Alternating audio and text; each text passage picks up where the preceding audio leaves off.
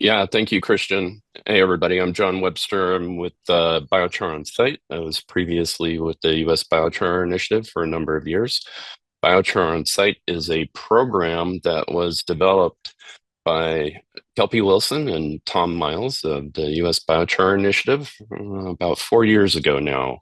It was originally called Biochar in the Woods. Its focus was developing processes that could reduce fire hazards in landscapes and uh, as well introducing systems like low-tech and mid-tech processes that convert woody biomass and debris into usable biochar for the landscape. Next slide, please. Oh, there we go. We're in this. So okay, so there's two of us involved. Karina Stark is our program director, and she will be taking over here shortly. What we're going to cover today is what exactly is our program, who we serve, and how we do it. Uh, Talk about our mission and our vision, our communities of practice, how we interact with the community and build a team to widen this space. Uh, the tool sets that we're developing, such as our online resources, and how you can join and participate in this. Again, my name's John Webster. I started in the industry about 6 years ago with a business called Biochar or Go Biochar.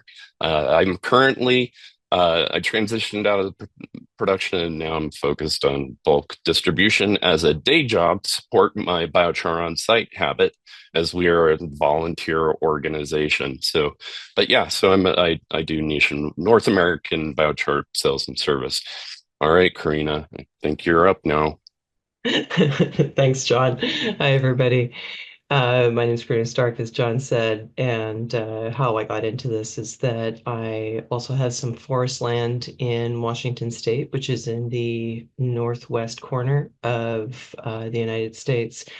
And I was really interested in finding a better way to deal with the biomass that we were taking out to do fuels reduction and to reduce the wildfire risk. Wildfire risk is a really big issue in that part of the country as it is in California. And that's kind of where I got started there. I also have my other job is around consulting in circular economy. So a lot of similar paths and overlaps to some of the people on this call. So glad to be in such good company. But we are here today to talk about biochar on site. And I thought what would be helpful here is to give you a little bit of context about where we fit into this picture. Um, when we look at this spectrum, we have really amazing work being done at the industrial scale, creating these fantastic facilities that are bringing different forms of biomass in and distributing it to a bunch of different types of stakeholders and markets, like Henry so beautifully presented earlier today. We also, all the way kind of on the other side of it, we have people who are literally doing this in their backyard. Often they're doing it maybe once or twice a year with, some, limbs that they've taken out, small bits of brush, etc. But they're really doing it for personal use. They're not really trying to do this as a market, and they're really just doing it for themselves. In the middle, we have a vast gap to fill where it's bigger than just an individual doing it for themselves. But it's certainly not any kind of industrial scale enterprise. And it's really looking at how do we help improve the land where the biomass is. And this covers a couple different kinds of constituents and a couple different types of contexts, but typically we're dealing with landscape scale, whether it's forests, fields, or also where the wildland starts to butt up against communities. In the wildland urban interface is the term that's used in our area, and then also We're looking at places where there's been hurricanes, tornadoes, et cetera, and you see a lot of blowdown of trees and other materials.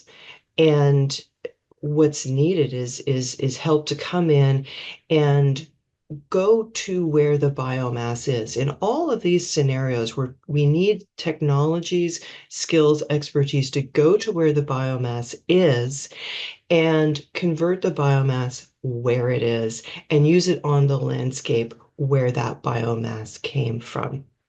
So that's where our focus is in this broad spectrum.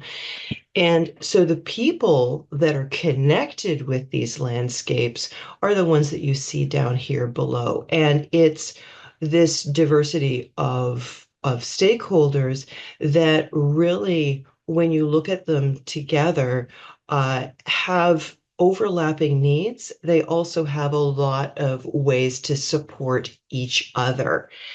And the way that we look to serve them is in all of these, by providing all of these different things that you see along here on the bottom.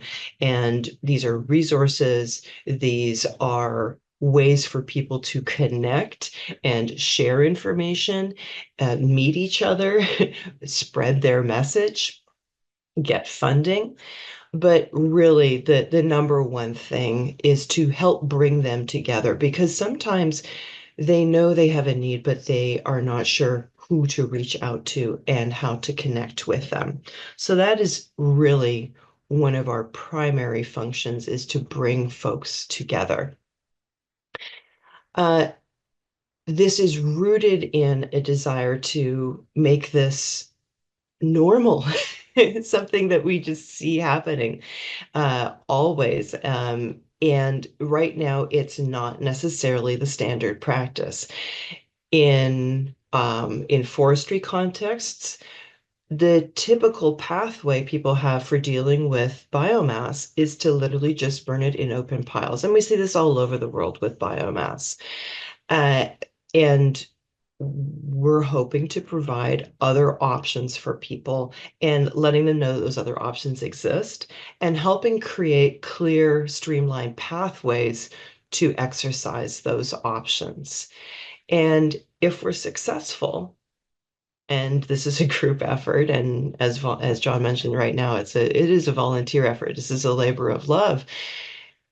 This is something that we should be seeing done everywhere to help improve all of these local ecosystems, as well as the local economies.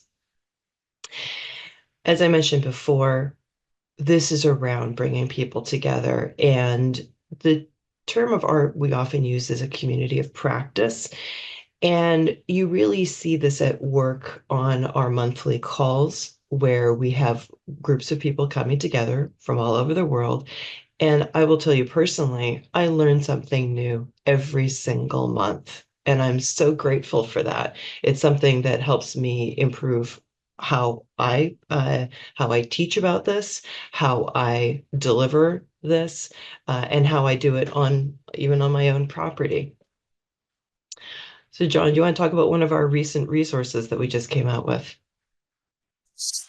Yeah, so in order to address the needs for the greater good, we have a line of fact sheets that we're developing, and we're pleased to announce that very soon we will be launching this first fact sheet on flame cap kilns.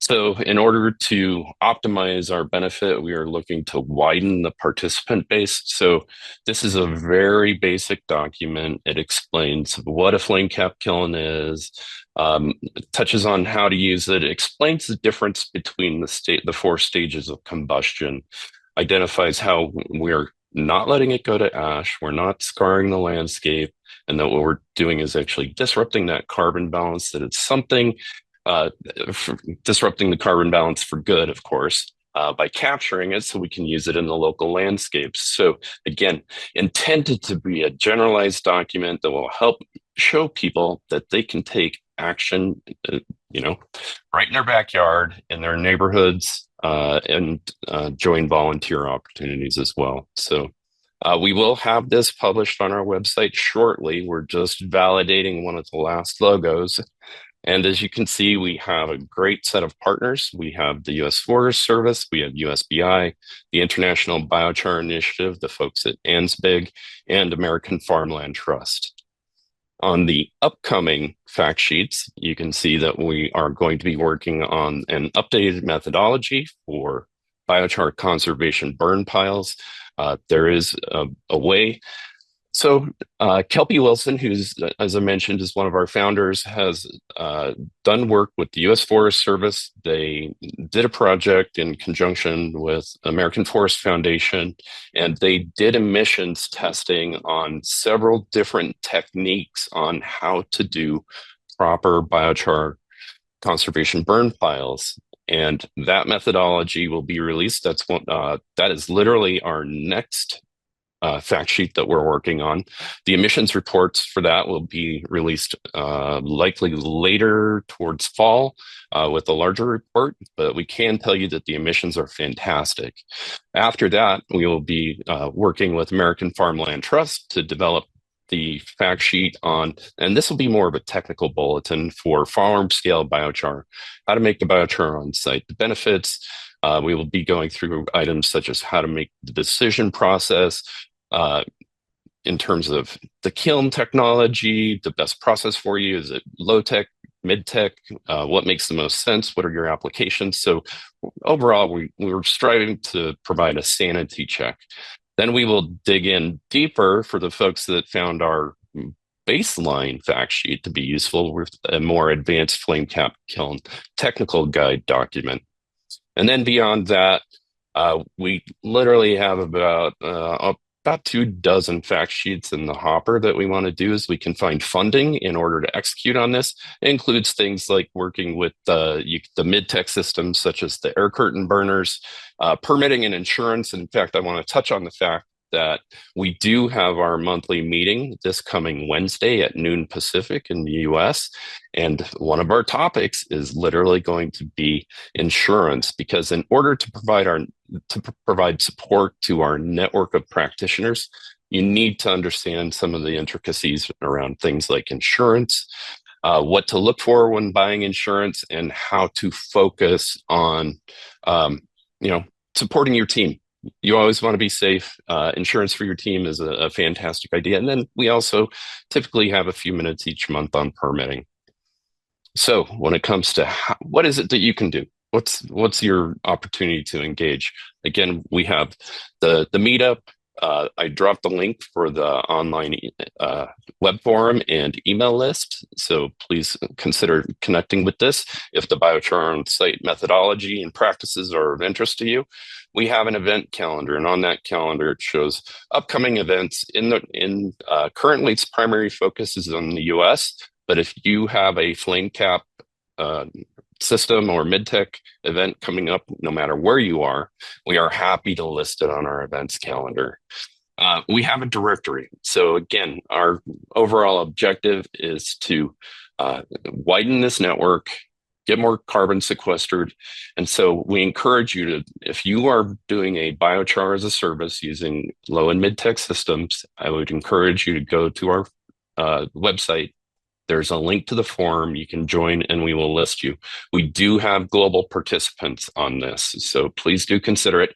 And then the other thing that we would ask is that if you know somebody looking for assistance in clearing their land, processing some extra biomass, that you do reference our directory, because we do want to support those green jobs. And then after that, we are on social media, so we are looking, please do engage with us there. When you are doing your own biochar on site practices, please, tag us and give us a hashtag and share your stories with us. Invite us as collaborators, whatever platform and whatever you're comfortable with. So next. So again, at the heart, this is all about stewardship. This is about caring for the land, caring for your community, implementing practical ways to restore balance and health to your local ecosystem. This work is deeply local and wildly global. And so we do want to take the time to invite you to be part of this movement, the movement that turns local challenging biomass uh, into biochar, reduce fire risk, reduces waste, and we turn all that into healthy soil and a thriving community. There's lots of room. Please join us. Please sign up. And now we are to the Q&A. And then we also and then what also is going to happen is we have a number of photos and slides from other presentations and images of practitioners actually doing the work. That's one of the things that's different here is that we are doing the work. And I will add that one of our fact sheets is going to be based on carbon credits because with the recent protocol, with the Climate Action Reserve Biochar protocol, carbon credits are available for mid-tech and low-tech processes. And we will have both our monthly meetup. We will have one of those on the near future based on this topic, as well as a fact sheet to support it. Yeah, and I'll just add on that. There's it's not through Biochar on site specifically, but as I said, I work also in circular economy as well as in the biochar land, and we have a grant that we're using to help small forest landowners locally here to see if there's a way to aggregate the biochar made from their waste biomass and apply for carbon credits there that can then fund more forest health work and see if we can create one of these funding flywheels. A grant, again, it's grant funded because we don't know if the administrative burden is going to be too high to make it practical, and that's a big part of the question that we're trying to answer as part of it.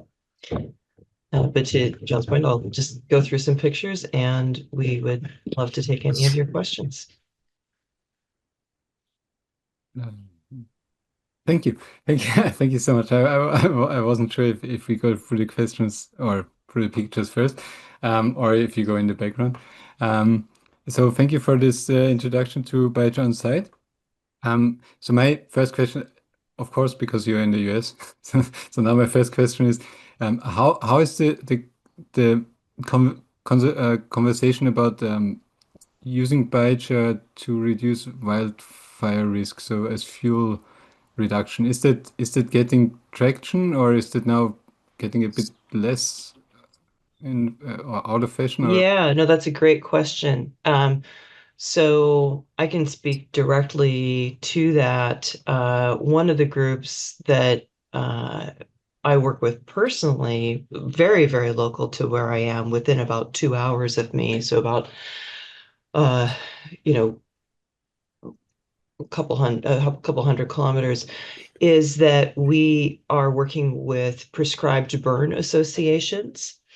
One of the things that's really interesting about the climate just east of the Cascade Mountain Range is that it is very, very dry. When a lot of people think of the West Coast, they think of a lot of at least of Washington State, they think of very rainforest type of situation, and that is not the case on the other side of the mountains. It's extremely arid and dry with high wildfire risk.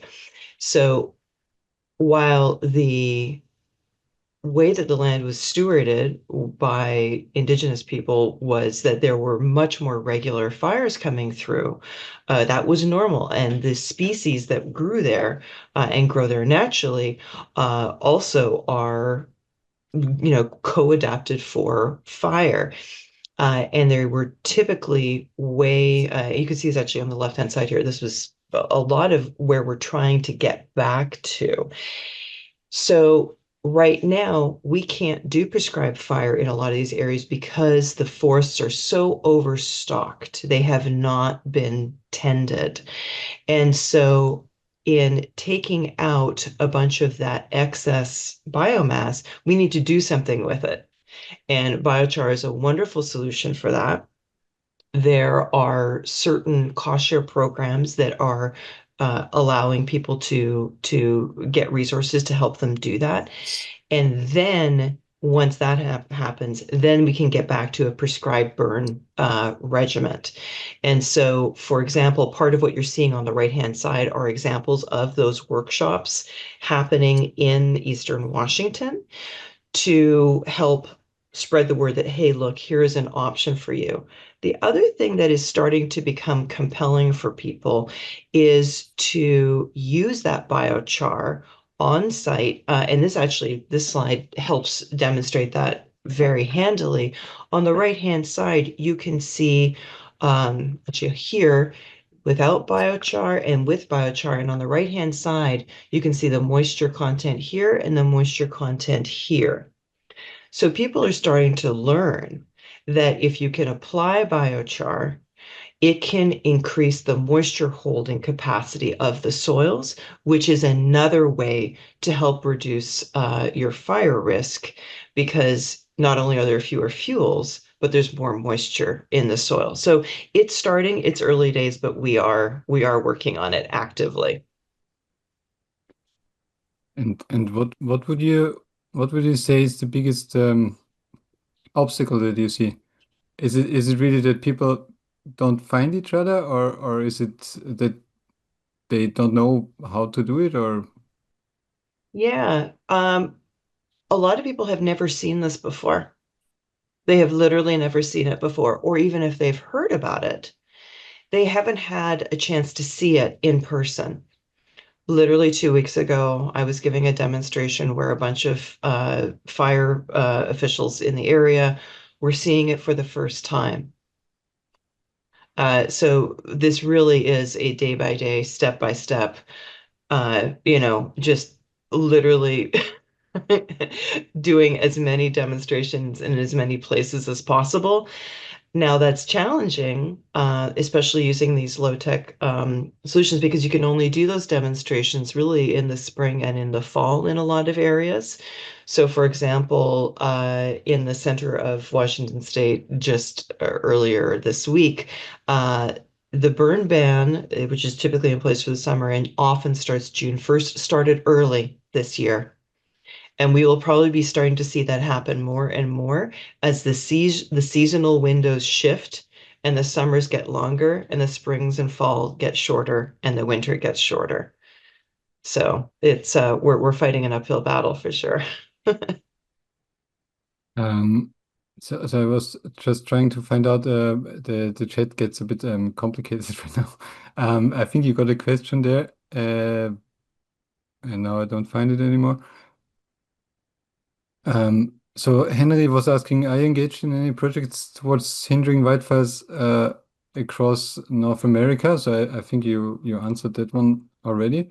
So Marshall was interested in, are you affected by the defunding by the US government right now?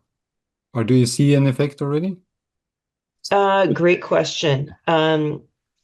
There are certainly have been impacts to some of the staffing around some of the programs, which has been particularly challenging in some of the more rural areas. Um, However, there are many areas that do have what are called community wildfire defense grants, and those do not seem to be impacted.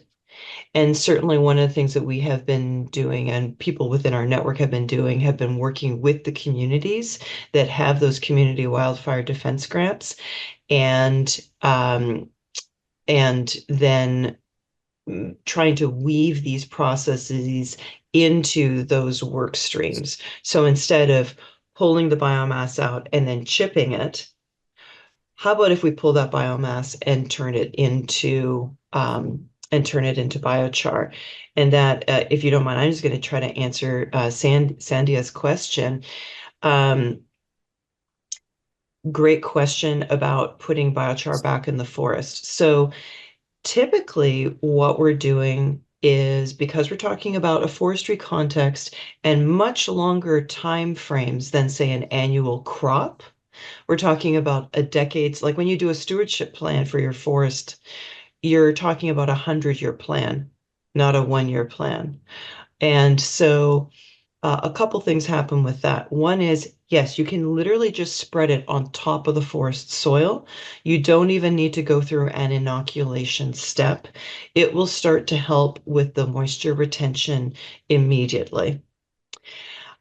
Second, since moisture retention is one of the first things, you have the wildlife that is going through that area, and you have over the course of years, again, because we're talking about a much longer time frame, leaves fall, needles fall, and we get a natural commingling of the biomass and the fungi and the microbes that are in the area, that naturally start to interact with each other, as well as, you have the squirrels and the critters and the deer, et cetera, walking on it, and they are breaking it down as well.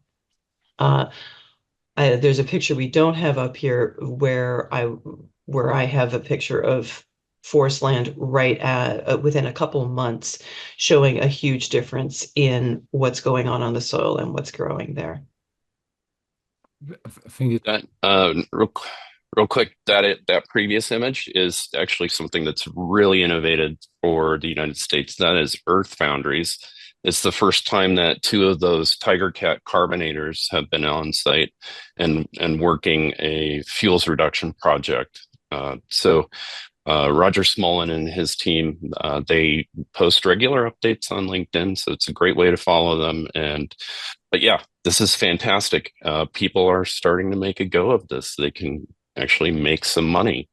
So yeah, so we encourage everybody to look into these processes and make a decision as to what's best for you. I mean, At whatever scale works for you. Yeah, that's already semi-industrial, I would call it. Um, because you showed a lot of pictures of different kilns. Do you have a favorite kiln design, a personal favorite? Oh, it so depends on the application, right?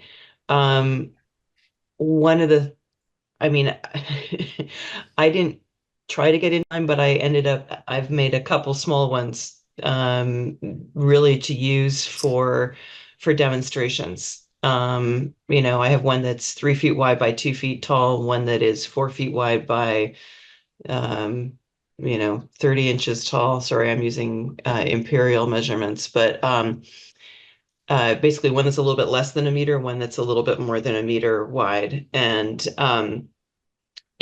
I use those for demonstration purposes, as a way to help educate in a shorter time frame how these work. But I love what a lot of these larger machines are doing, because they're able to work with things like invasive species, like what Oregon, they're having to deal with the emerald ash borer. And how do you deal with pests, in a way that is safe and helps reduce the spread? So, I mean, it really, really depends on the situation. I think it's like your children. You're not allowed to have a favorite. That's a very nice answer, I have to say. Um, I'm a big fan of the Ring of Fire kiln. This was actually 2 days ago. I went and did a demonstration burn just outside of Park City, Utah, at a horse ranch. We were showing fuels reduction. So what we see here is Biochar. They're another biochar as a service provider. Their primary focus is on vineyards. That last one was an 8-acre vineyard that they processed. Again, you can see we have all types of agencies that are involved, different mechanisms at all levels. We aren't really focused on um, pit burns and trench burns. Mhm. We are more focused on processes that don't disturb the soil. So that means the U-bet kiln, hopefully Karina and her kiln in the future, her little demo kiln. My Uh, baby kill. yeah, so there's three different types so in the US market, there are three different types of air curtain burners that are available. We have the air burners Charboss, we have the Tiger Cat and their carbonator line, and then there's the new Phoenix 8000 that is very new to market. But again, you can see that these systems and processes work at all scales, anything from small woodlands and backyards to larger fuels reduction processes that we saw with Earth Boundaries.